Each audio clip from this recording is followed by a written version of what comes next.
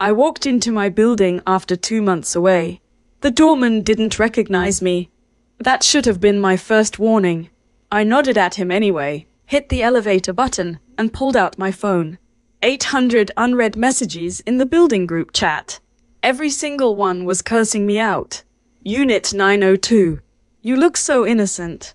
Why do you bring so many random guys home every single day? Can you keep the screaming down? I don't care if you're selling your body, but if you keep moaning until 4 a.m., I'm calling the cops. Wait, don't call the cops yet.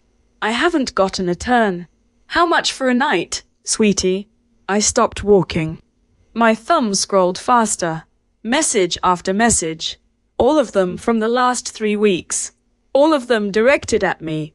I handed my keys to Margaret before I left. My girlfriend. The woman I'd been living with for 18 months. I asked her to watch the place. The paintings alone were worth more than most people make in a decade. She told me she'd take care of everything. The elevator doors opened on the 9th floor. I stepped out and immediately smelled it. Mold.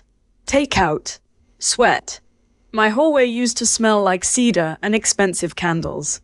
Now it smelled like a college dorm during finals week. I rounded the corner to my door. It wasn't my door anymore. Someone had replaced my custom walnut entryway with a cheap hollow core door painted hospital white. The lock was different. A deadbolt. The kind you find in a motel. I heard voices inside. Laughter. Someone yelling about a shower schedule. My hand found the knob. It turned. The door swung open. I stood there for a full 10 seconds. My brain refused to process what my eyes were seeing. My 3,000 square foot penthouse was gone.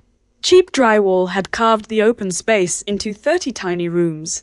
Narrow hallways snaked between them like a maze. Extension cords ran along the ceiling, duct taped to the original crown molding. My crown molding. I saw my Italian leather sofa split into pieces. Someone had turned it into makeshift beds. My dining table was gone. My art collection was nowhere in sight. And then I saw Haley. She stood in the middle of the chaos, jangling a massive ring of keys. Her hair was different. Blonde now. Bleached to the point of damage. She wore designer clothes I'd never seen before. She was collecting rent from a line of college kids. They handed her crumpled 20s. She counted them slowly, deliberately, enjoying the ritual. When she looked up and saw me, her face split into a grin. Well, look who finally crawled back. The students turned. 20 faces.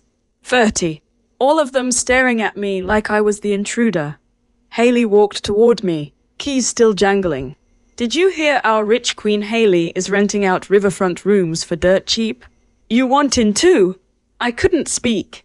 Too bad everyone knows you've been thirsting over my boyfriend. No discount for you, loser. My lungs felt empty, like someone had punched the air right out of them. I looked past her, past the drywall, past the students, my paintings. I saw one of them propping up a plastic table. The leg was uneven. Someone had wedged a $2 million basket under there to keep it level. My hands started shaking. Where's Margaret? Haley laughed. Why? You want to cry to her? I want to talk to my girlfriend. Haley tilted her head. Mock sympathy. Oh, sweetie. Margaret's not your girlfriend anymore. She's mine now. And this penthouse. She gave it to me. As a promise gift. The students cheered. Someone yelled, "Tell her, Queen Haley." I pulled out my phone. I dialed Margaret's number. Straight to voicemail. I called again. Same thing. Haley watched me with open amusement. She's busy. Want to leave a message?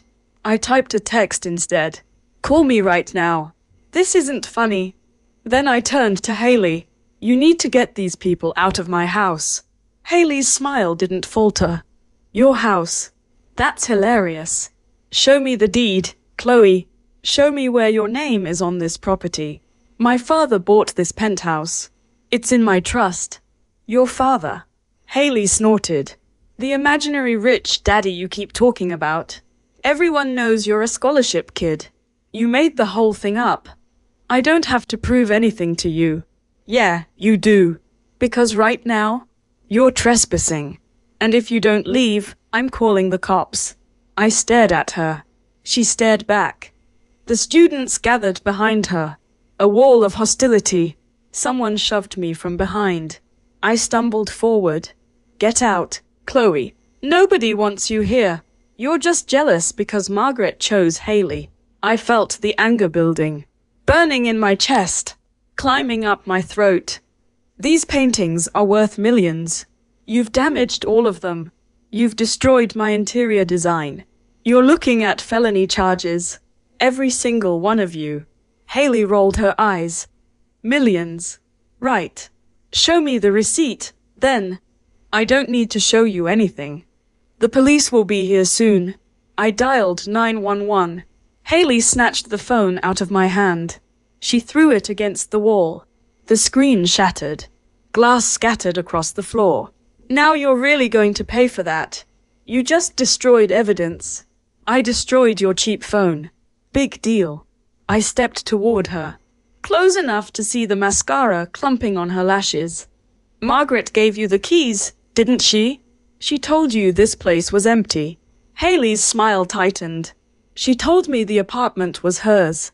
She told me you were just a roommate who wouldn't leave. Margaret's family doesn't have money. I've been paying for everything. She knows that. Haley shrugged. Funny.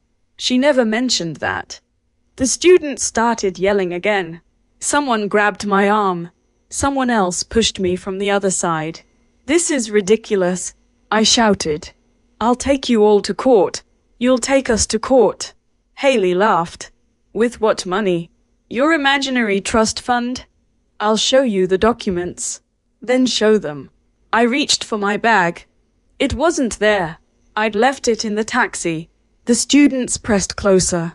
I was trapped against the drywall. Get on your knees. Apologize to Queen Haley. Admit you're a liar. What's going on here? Haley's voice turned sweet. This woman broke in. She's been harassing my tenants. Is that true? No, I said. This is my apartment. The manager looked confused. Let me see your ID. I reached for my wallet. Empty. Haley stepped forward. She doesn't have any ID. She's a squatter. I've been dealing with her for weeks now. The manager frowned. I'm going to have to ask you to leave. This is my apartment. I have documents proving it. Then you can come back with them tomorrow. Right now, you're causing a disturbance. But these people... leave. Now. I looked at Haley. She was smiling.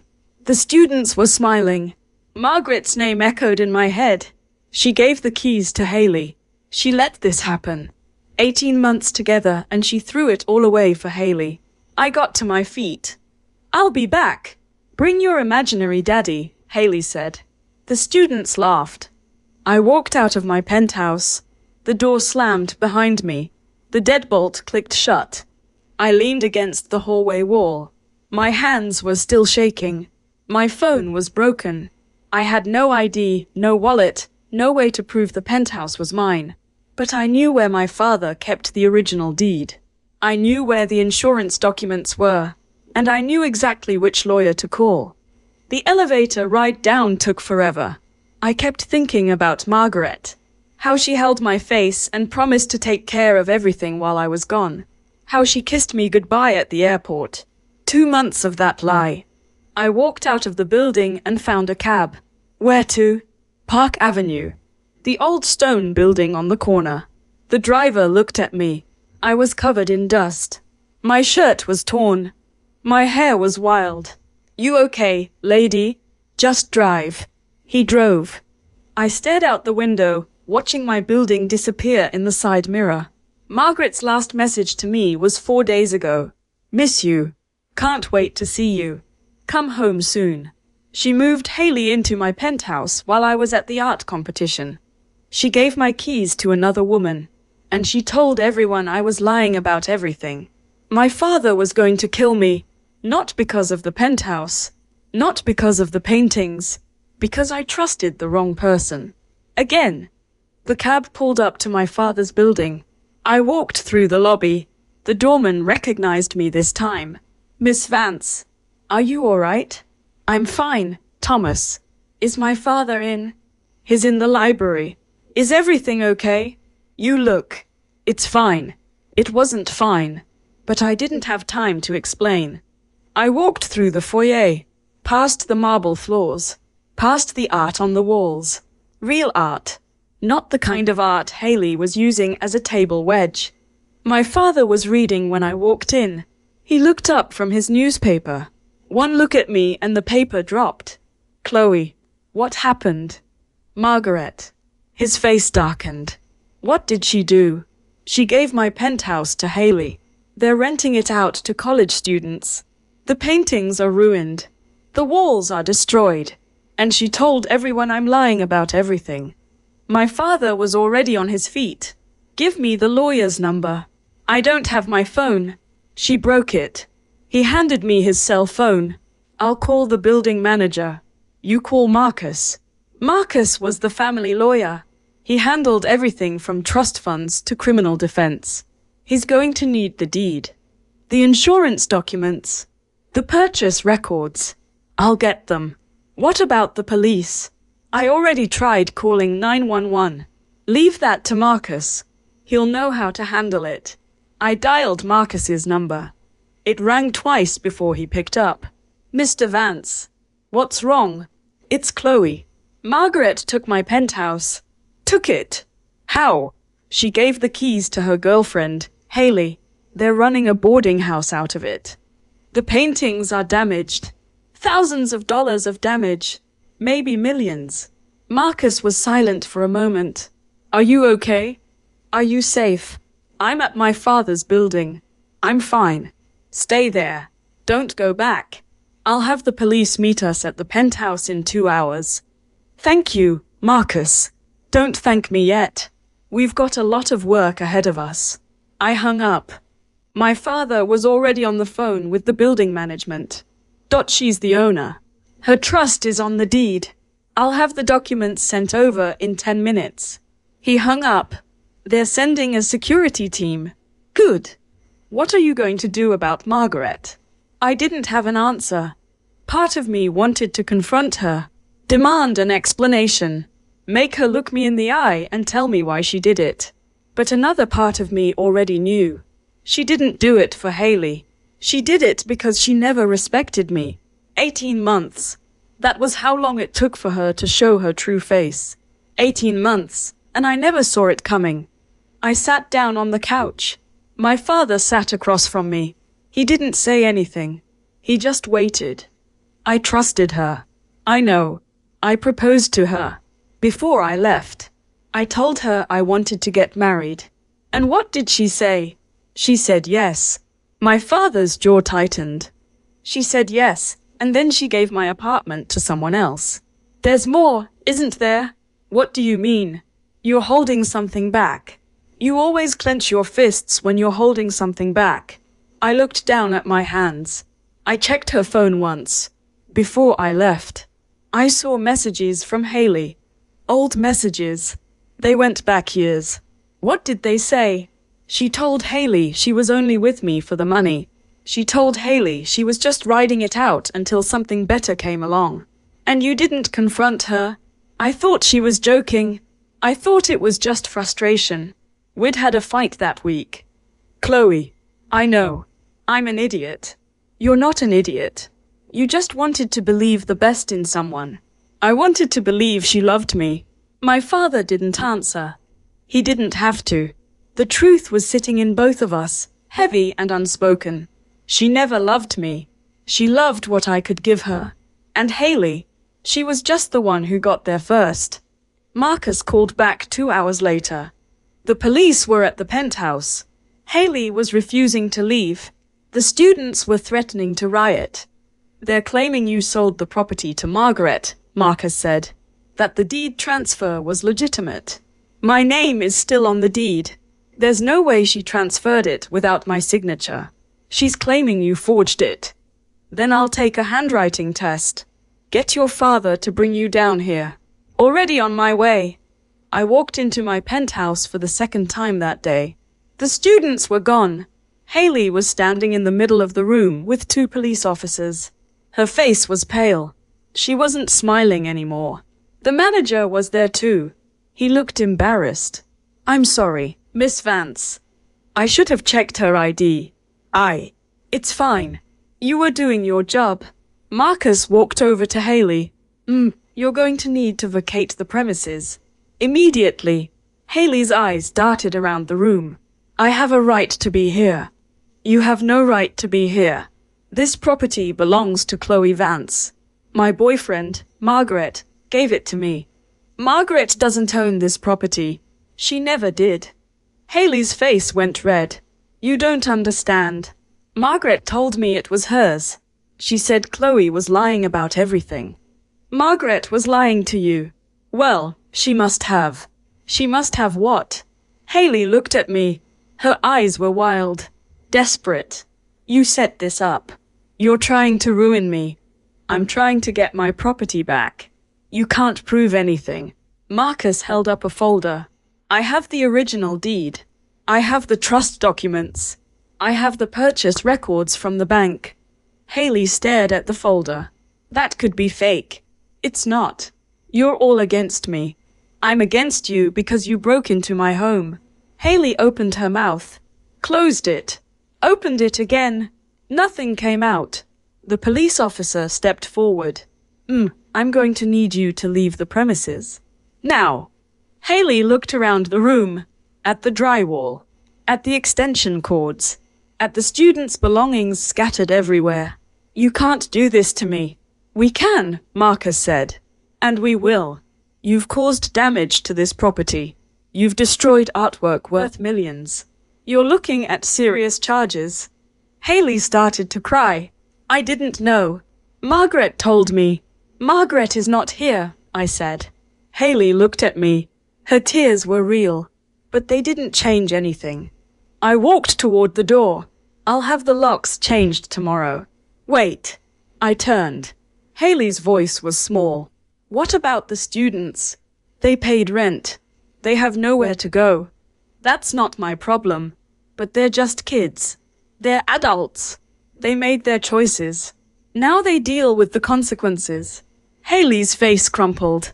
She started begging. Please, Chloe. I'm sorry. I didn't know. I swear I didn't know.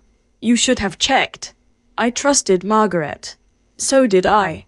Haley's tears turned into sobs. It was pathetic. I walked out of the penthouse and didn't look back. The next morning, I got a call from Marcus. Haley's lawyer reached out. She's willing to settle. Tell her I want full restitution. She's willing to pay. How much? She's offering $5,000. That's not enough. My paintings alone are worth millions. I know. But here's the thing. Margaret's in trouble too. What kind of trouble? Haley's lawyer says Margaret is claiming the whole thing was your idea. That you told her to give the keys to Haley so you could sue and collect insurance money. Shut up. It's not true, obviously. But it complicates things. So what do I do? Take the money. Cut ties with both of them. Sue for damages separately if you want. Will I win? Based on the evidence? Yes. But it'll take months. Maybe years. And the insurance? The paintings are insured. You'll get the value of those back. So Haley gets off easy. She loses the apartment. She loses the students. She loses her reputation. That's not exactly easy, Chloe. I thought about it. About Margaret. About Haley. About the 18 months I spent loving someone who never loved me back. Take the money, I said. Good call. Where is Haley now? Last I heard, she went back to her parents' house. What about Margaret? Margaret's in damage control. The word is out. Everyone knows what she did. She's losing friends left and right. I didn't say anything.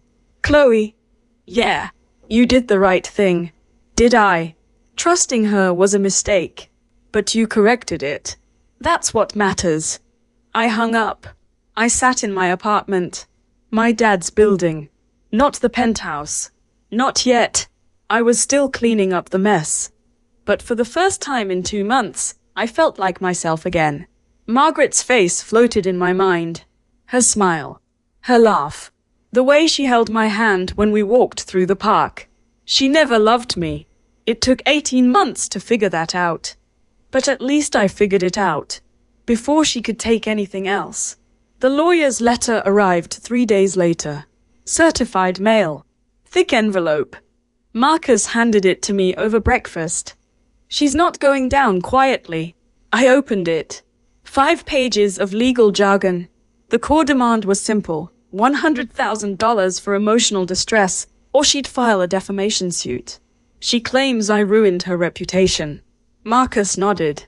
Standard play. She's hoping you'll settle to avoid the publicity. Tell her I'll see her in court. She's also telling everyone you abandoned her while she was pregnant. I froze. Pregnant? That's the rumor. She's been posting on social media. Crying photos. Ultrasound pictures from the internet. Her friends are rallying around her. I set the letter down. She's not pregnant. Are you sure? I'm sure. How can you be sure? I didn't answer right away. Because that meant telling Marcus something I'd never told anyone outside my family. When I was 11, I had cancer. Leukemia. The chemotherapy destroyed my fertility. Marcus's face went still. I've had 3 sperm tests over the years. 16, 20.2, 20.8. All 0. I can't have kids, Marcus. Ever. He leaned back in his chair. That's your counter. I don't want to use that. Why not? Because it's private. It's the worst thing that ever happened to me. I don't want to weaponize it. She's weaponizing a fake pregnancy against you. I stared at the letter. Give me a day. Take your time. But she's already got her lawyer sending press releases to the local news. My father's going to love that. Your father's already called mine. He wants to know why we haven't shut this down yet. Because I'm trying to be the bigger person. Being the bigger person got your apartment turned into a dormitory. He wasn't wrong. I spent the rest of the day going through old medical records. My mother kept everything. 3 filing cabinets of my childhood. I found the first test results from when I was 16. The second from college. The third from a fertility clinic I visited after I met Margaret. I never told her about the cancer. I was ashamed. Ashamed that I couldn't give her children. Ashamed that I was broken. But now she was using pregnancy as a weapon. And I had to defend myself. My mother called that night. Jake, I heard what she's doing. I know, Mom. I told you she wasn't right for you. Remember, when you first brought her over, I said she looked at your watch more than your face. I remember. You said I was being paranoid. You were right. She was quiet for a moment. Are you going to release the medical records? I don't want to. Then she'll keep lying. I know. Jake, she's not going to stop. People like her don't stop. They only stop when you show them they can't win. I looked at the folder in my hands. What would Dad have done? Your father. He would have released everything. He didn't care what people thought. He only cared about the truth. Dad was tougher than me. No, your father just had less to lose. You're still trying to protect her, even after everything she's done. I didn't have an answer. Call me when you decide. Mom! Yeah. Thanks for not saying I told you so. I'm saving that for later. She hung up. I laughed. But it was hollow. The next morning, Margaret's lawyer sent another letter. This one demanded I issue a public apology and pay $20,500 for emotional damages. They included screenshots of Margaret's social media posts. Hundreds of comments. Thousands of likes. Everyone was calling me a monster. One post showed her holding a positive pregnancy test. Another showed her crying in a hospital gown. The comments were brutal. He left her while she was carrying his baby. What kind of man does that? Jake Vance is trash. I scrolled through them. My hands were steady. I called Marcus. Release the records. You sure? Release them. And tell my lawyer to prepare a counter-suit for defamation. That's my guy. Marcus sent a press release to the same outlets Margaret had contacted. It contained 3 medical documents, redacted for privacy but with my name and dates visible. 16, 20.2, 20.8. All showed 0 sperm count. All signed by licensed physicians. The statement read, Mr. Vance has been unable to father children since he survived childhood cancer. Any claim of pregnancy is demonstrably false. We will be pursuing all legal remedies for defamation and fraud. Within an hour, Margaret's posts started disappearing. Her friends stopped commenting. The news outlets pulled their stories. I got a call from an unknown number. Jake, it's Margaret. I didn't say anything. Please don't hang up. I need to explain. Explain what? The pregnancy thing. It was Haley's idea. She said if we made you look bad, you'd drop the lawsuit. Haley's idea? Yes. I swear. I never wanted to do it. She pressured me. And the ultrasound pictures? I found them online. You faked a pregnancy to destroy my reputation. I was scared. Jake, you were taking everything away. The apartment. My friends. My future. You gave my apartment to Haley. You destroyed my paintings. You turned my home into a flophouse. And now you're scared. I made a mistake. You made a series of choices. Over and over. You chose Haley. You chose to lie. You chose to attack me. I'm sorry. No, you're not. You're sorry you got caught. She started crying. Please, Jake. I love you. You never loved me. You loved what I could give you. That's not true. Then what did you love about me? Silence. Exactly. I hung up. Marcus called back an hour later. Her lawyer wants to settle. They're offering to drop all claims and pay your legal fees. Tell them I want a public retraction. They won't do that. It would admit guilt. Then we go to court. Jake, if we go to court, it'll drag out for months. Everything will be public. Your cancer history. Your finances. Everything. I don't care. Your mother might care. I thought about it. Fine. I'll drop the defamation suit if she signs a non-disparagement agreement. She can't talk about me publicly ever again. That's reasonable. Also, she pays for the restoration of my penthouse. That's going to be expensive. She destroyed my property. She pays. I'll pass that along. 2 days later, Margaret signed the agreement. Her lawyer sent it over with a check. $50,000. Not enough to cover all the damage, but close. Marcus said it was the best we'd get. She's broke. Her parents are helping her, but they're not rich. Did she admit she gave the apartment to Haley? She admitted it in the deposition. You've got it on record. Good. What are you going to do with the rest of the money? Fix the penthouse. Sell it. Buy somewhere new. Smart. I looked out the window. The city was grey. Rain falling. Margaret was gone from my life. But the damage she left behind was still there. My mother came over that evening. She walked into my temporary apartment. Looked around. Didn't say anything about the mess. So, she signed. Yes. Are you okay? Define okay.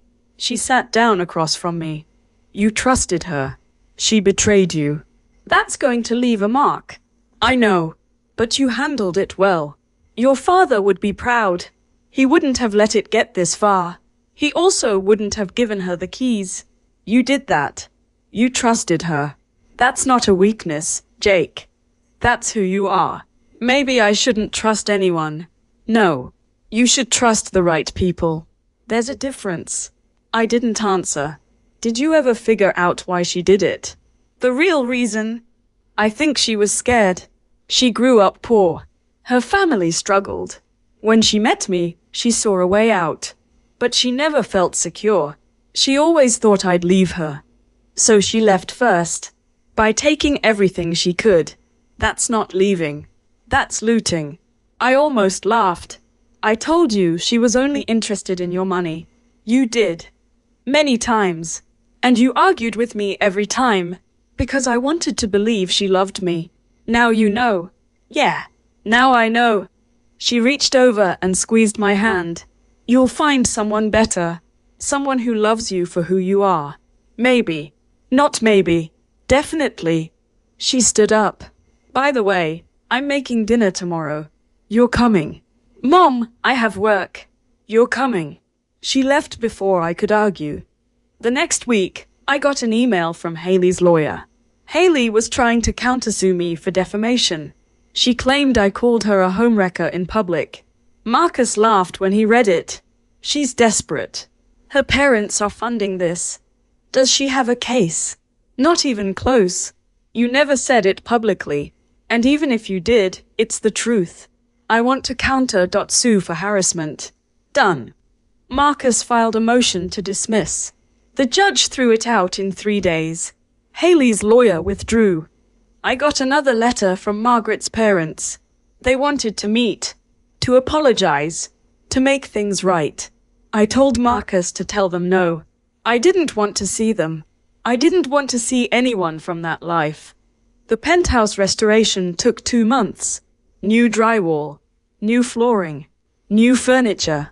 The paintings were restored by a specialist. Most survived. One was too damaged to save.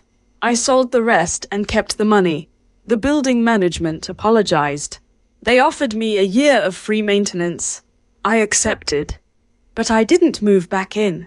I listed it for sale and bought a smaller place downtown. 2 bedrooms. No memories.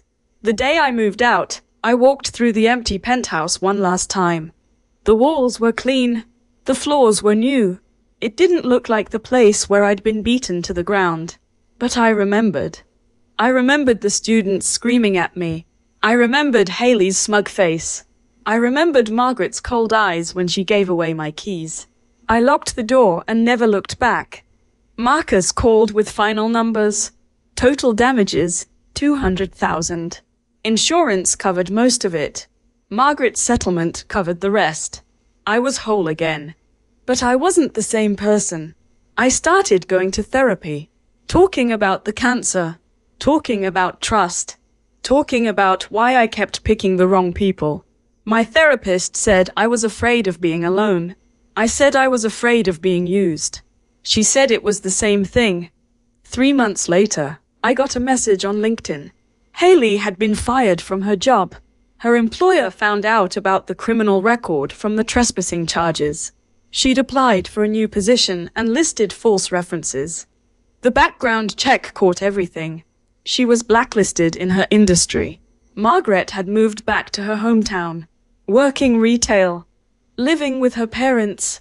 Her mother called me once, begging me to give her another chance. I said no. Her mother hung up. I never heard from them again. My mother was right. She was right about everything. I thought about the day I first met Margaret. She was beautiful, charming. She laughed at my jokes. She touched my arm when she talked. I thought she was perfect. I ignored every red flag. Now I knew better. I knew that the people who love you don't need your money. They don't need your apartment. They don't need your keys. They just need you. Margaret never needed me. She needed what I could give her. And when she thought she could take it all, she tried. But she couldn't. Because I was stronger than she thought. Because I had proof. Because I had my mother. Because I had myself. The final court date was anticlimactic. Margaret's lawyer showed up. Margaret didn't. The judge reviewed the evidence, ruled in my favor, granted me a permanent R.